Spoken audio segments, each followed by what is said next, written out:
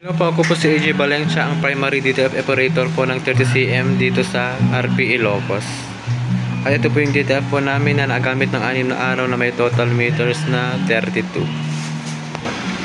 Ito lang po yung printer head. Ang huling palit po nito is last month lang po.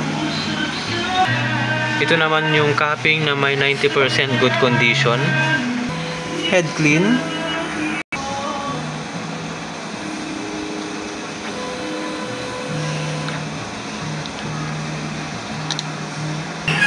Nozzle check. Dito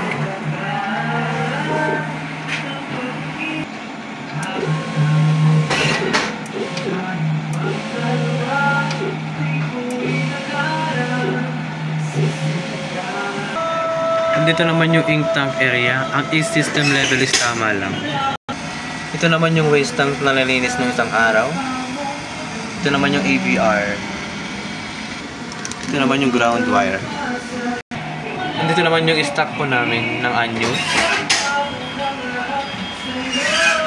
In use DTF film. Ito naman ang records na nagamit sa cyan, magenta, yellow,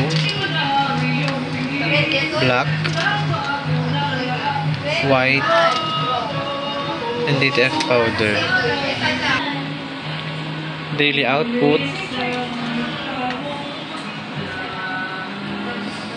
and daily checklist.